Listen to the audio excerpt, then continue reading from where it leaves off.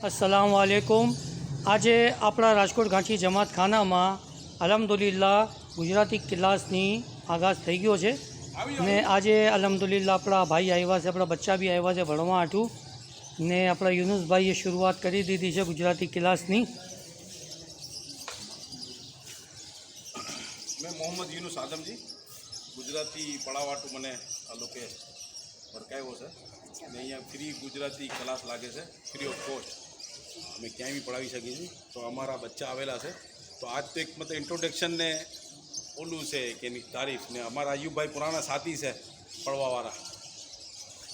तो આપણે आज આપણી આ જબાન તકરીબન 1500 વર્ષ પુરાની જબાન છે ગુજરાતી ને એના પછી નિયમ કાનૂન બનતા ગયા। પછી 1920 મહાત્મા ગાંધી સાહેબે આને નવી તરીકે से એક ઓલું સંસ્થા બનાવી ને એક એની ગોઠવણી બનાવી ને એના કાનૂન કાયદા નિયમ એક કર્યા क्योंकि આપણી ગુજરાતી જબાન 12 તરીકે से બોલાય છે मगर પછી लिखता अंधा अलग अलग था। तो એનું એક કાનૂન બનાવ્યું કે लिखे सब એ अंधा एक तरीके से बोले से भले ही 12 तरीके से मगर कानून लिखવાનું એક થઈ ગયું એક જેવું થઈ ગયું કે હવે એક જેવું लिखाई છે।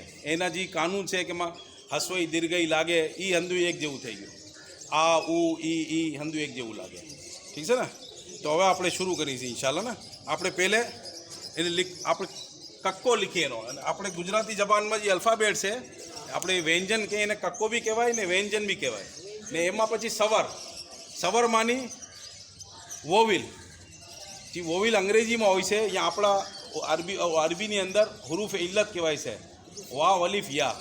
हुरूफ इल्लत आ भी सवर ईज है कि एनी वजह से जबान नो ऊपर नीचे केम खेचवी से केम नानकड़ू करवू से ई हंधु एमां बनतुं होय छे ना। तो एक उसूल होय छे जेम आप आ साहेब समझ छे कि जेम वोविल छे ई नानकड़ी वोविल लागे कि मोटी वोविल लागे एनो कानून कायदो होय छे ना कि एनो उच्चार केम थाय। तो गुजराती में भी एम ज कानून होय छे कि आपणे ई लगाड़ी कि ई लगाड़ी कि ऊ लगाड़ी कि ऊ लगाड़ी तो एनो कानून कायदो छे। ये आस्ते आस्ते सीखवाना अपने हमणां पहले कक्को सीख्या अपनी अपनी अलिफ बे ते जेने हुरूफे तेहजी कही आपणे ये आपणे लिखी छे। ठीक है।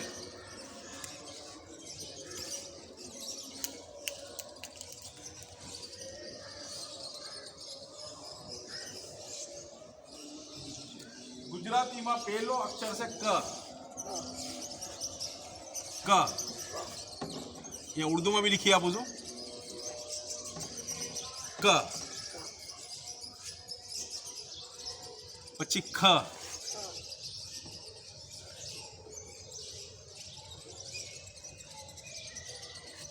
ग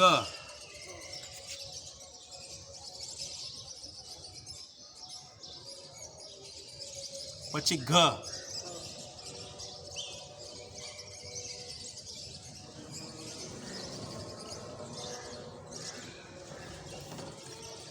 पछी अंगा अंगा आने से हुरूफ कोई शुरू नहीं था। तो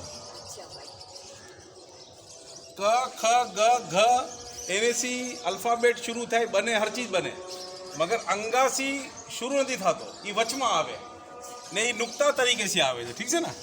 मतलब क्या